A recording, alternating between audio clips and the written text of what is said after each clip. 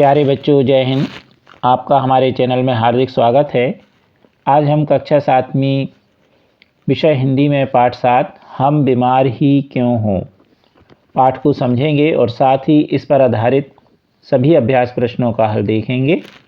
अभी तक आपने हमारे चैनल को सब्सक्राइब नहीं किया तो कर लीजिए। आप सब कभी न कभी तो बीमार पड़े ही होंगे, तो इस पाठ में यही बताया गया है कि हम क्या करें कि बीमार ही ना हो। तो हमारे शरीर में जो 5 तत्व हैं, आकाश, वायु, अग्नि, जल और पृथ्वी, इन्हीं का महत्व बताया गया है। तो यदि हम सावधानी रखते हैं तो फिर हम बीमार ही नहीं पड़ेंगे, और बीमार नहीं पड़ेंगे तो हमें किसी तरह का उपचार लेने की आवश्यकता ही नहीं होगी। तो इस पाठ में यही महत्व बताया गया है कि हम बीमारी से किस तरह बच सकते हैं। एक कहावत है, बीमारी का निदान करने की बजाय बीमार न पड़ना ही बुद्धिमता है।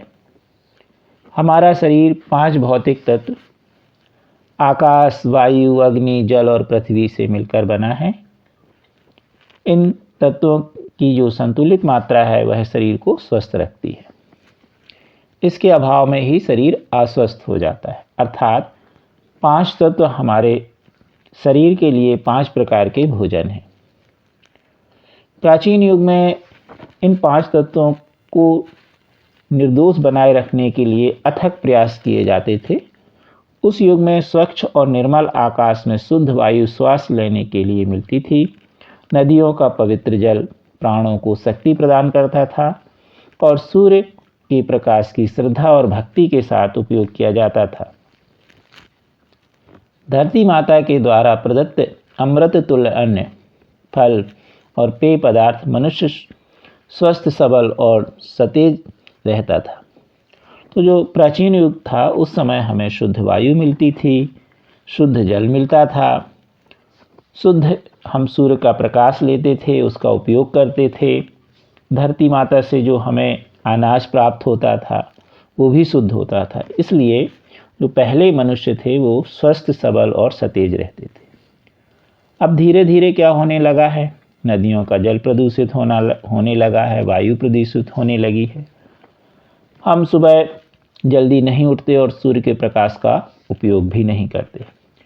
पृथ्वी में जो हमें अनाज प्राप्त होते हैं उनमें भी बहुत सारे दवाइयों का प्रयोग किया जाता है और वह भी हमें शुद्ध प्राप्त नहीं होते। आकाश तत्व 5 तत्वों में सबसे अधिक उपयोगी है। यह प्रथम तत्व है। महात्मा गांधी ने आकाश तत्व को आरोग्य सम्राट की संज्ञा दी। तो आपको आ सकता है कि आरोग्य सम्राट की संज्ञा किसे दी गई है, तो आकाश को दी। आकाश जैसे हमारे आसपास और ऊपर नीचे है वैसे ही हमारे भीतर भी है। उपवास इस तत्व की प्राप्ति का एक मुख्य साधन होता है। उपवास के अतिरिक्त आकाश का तत्व की प्राप्ति संयम, सदाचार, गाढ़ी नींद, विश्राम और प्रसन्नता से भी प्राप्त होती है। दूसरा तत्व है वायु। यह 1 मिनट में हमें वायु यदि ना मिले तो हम मान के चलिए कि जिंदा नहीं रह सकते, घबरा जाएंगे। प्रतिदिन हम जितना भोजन करते हैं और जल पीते हैं उससे लगभग 7 गुनी वायु हम ग्रहण करते हैं। यानी वायु लगभग हम कितनी गुनी ग्रहण करते हैं? 7 गुनी। नाक और मुंह से ही नहीं, हम अपनी त्वचा के असंख्य छिद्रों से भी सांस लेते हैं। शुद्ध वायु में टहलने और व्यायाम करने से हमें इस तत्व की प्राप्ति आसानी से हो जाती है। तो हमारे शरीर में जो सरंध्र होते हैं, छोटे छोटे छिद्र होते हैं, उनसे भी हम सांस मतलब हवा का आदान प्रदान करते हैं, इसीलिए आपको पसीना आता है। नाक मुंह से तो हम सामान्य सांस लेते ही हैं। टहलने के लिए बस्ती से दूर कोई ऐसा साफ सुथरा पथ चुनना चाहिए जो प्रकृति के साम्राज्य से होकर गुजरता हो। यानी ऐसे जगह हमें टहलना चाहिए जहां हमें शुद्ध वायु प्राप्त हो।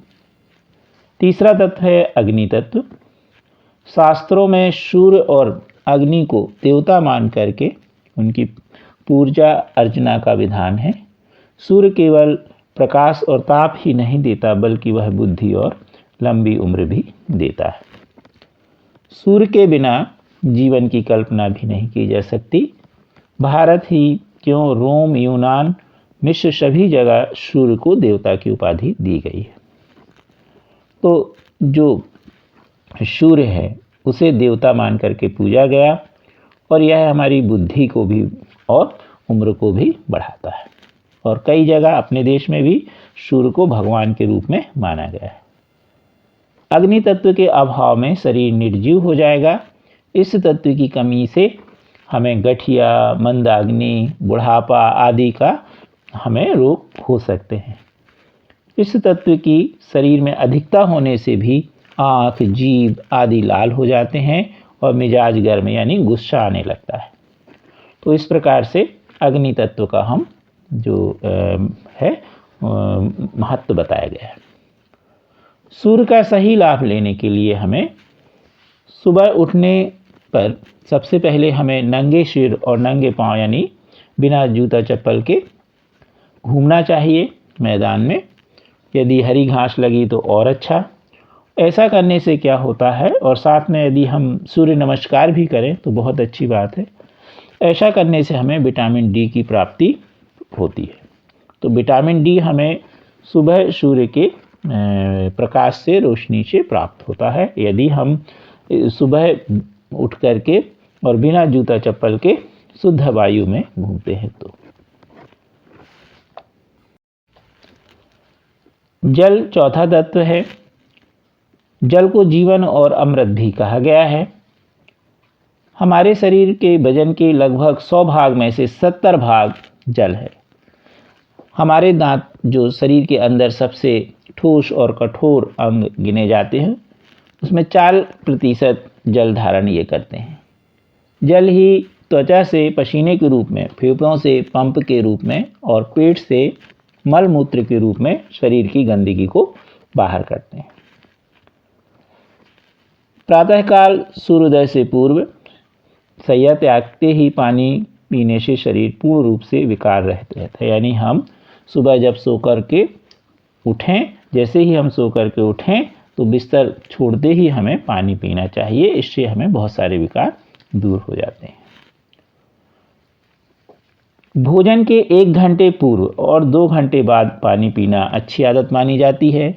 भोजन करते समय जहाँ तक हो सके पानी नहीं पीना चाहिए या कम पीना चाहिए। इससे भोजन के पाचन की क्रिया में सुविधा रहती है। ठंडे जल से स्नान करके भी हम जल तत्व की पूर्ति कर सकते हैं। 5वां और अंतिम तत्व है पृथ्वी। पृथ्वी हमारी माँ है, क्योंकि वह हमें जन्म देती है, धारण करती है, हमारा पालन पोषण करती है और अंत में अपनी गोद में विश्राम देती है। अर्थात हम अंत में पृथ्वी पर ही जब हम मृत होते हैं तो हमें दाह संस्कार या दफन कर दिया जाता है। हमें संतुलित प्राकृतिक आहार हमारे जीवन के लिए सबसे बड़ा वरदान है। दूध, फल, अंकुरित अनाज, हरी सब्जियां, मक्खन, शहद आदि वस्तुएं भोजन में समुचित मात्रा में लेना चाहिए, जो हमारे शरीर में जो भोजन है उसे संतुलित आहार के रूप में प्रदान करेगा। भोजन के विषय में एक सामान्य नियम है।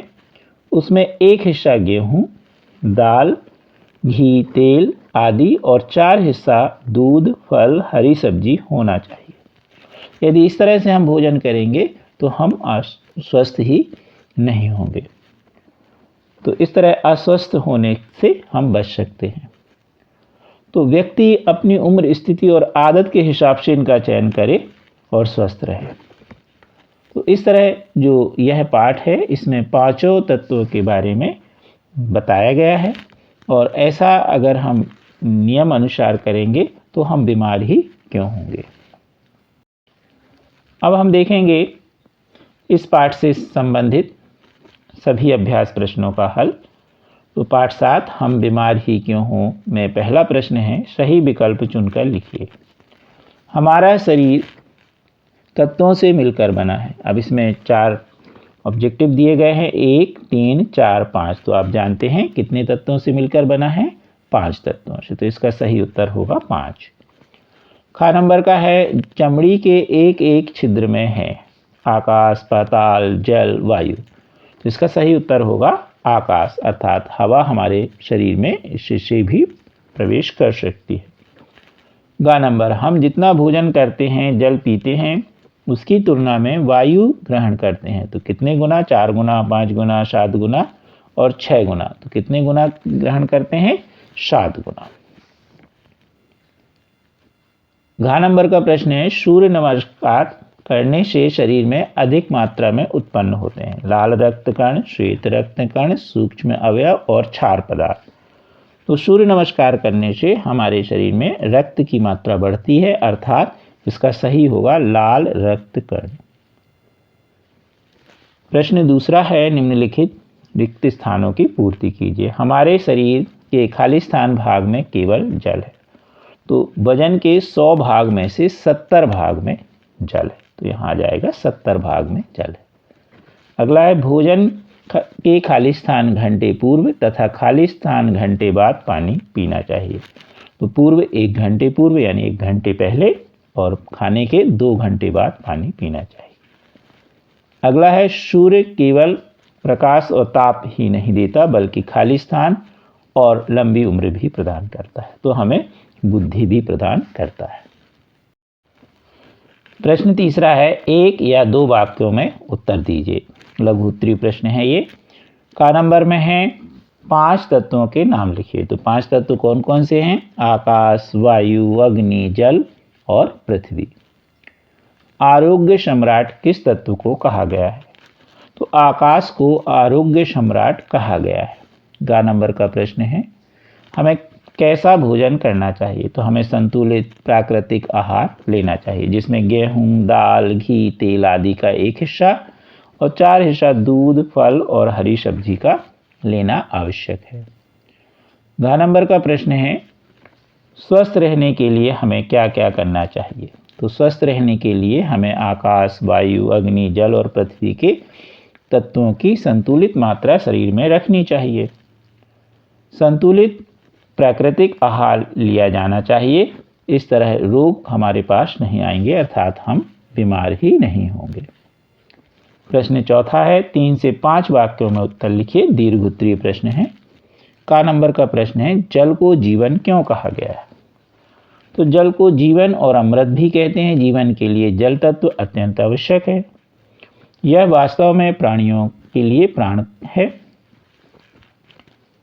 शरीर के वजन के 100 भाग में से 70 भाग केवल जल है। जल के योग से शरीर के छोटे छोटे अंगों का पोषण होता है। जल ही पसीने के रूप में, फेफड़ों से बाष्प के रूप में और पेट से मलमूत्र के रूप में बाहर हो जाता है। जो हमारे शरीर की गंदगी होती है उसे बाहर कर देता है। जल से पाचन क्रिया ठीक रहती है। इस प्रकार जल ही जीवन है। संतुलित आहार किसे कहते हैं और क्यों आवश्यक है?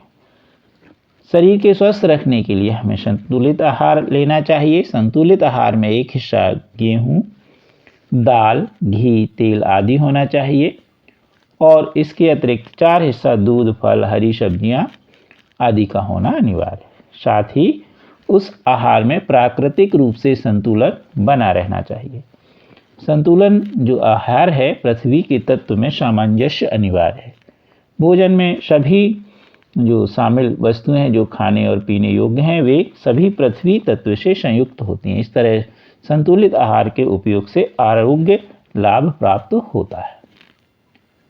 गा नंबर का प्रश्न है, सूर्य के बिना जीवन की कल्पना भी नहीं की जा सकती। यह बात आप सिद्ध कीजिए। तो सूर्य से प्रकाश और ताप मिलता है, इससे हमें बुद्धि और लंबी आयु का वरदान भी प्राप्त होता है। सूर्य के प्रातःकालीन जो किरणें हैं, हमें विटामिन डी प्राप्त होता है उससे, जिससे लाल रक्त कण उत्पन्न होते हैं और हमारे जीवन में शक्ति बढ़ती है। सूर्य से प्राप्त गर्मी से पृथ्वी तत्व, अन्न, फल, जल, सब्जियां आदि जो हमें सूर्य के कारण ही प्राप्त होती हैं, जिससे हमारा जीवन विकसित होता है। सूर्य को देवता के रूप में भी मानते हैं। सूर्य से जीवन संरक्षित रहता है। सूर्य जीवन का देवता है। रोम, यूनान, मिस्र और आदि देश में भी सूर्य को देवता माना गया है। घ नंबर का प्रश्न है, पृथ्वी को मां क्यों कहा गया है? पृथ्वी हमारी माँ है, हम पृथ्वी पर ही जन्म लेते हैं, वह हमें धारण करती है। उसमें उत्पन्न तत्व अन्न, जल, दूध, फल, हरी सब्जी, मक्खन, शहद आदि हमें पोषण के रूप में प्राप्त होता है। हमें संतुलित आहार प्राप्त होता है।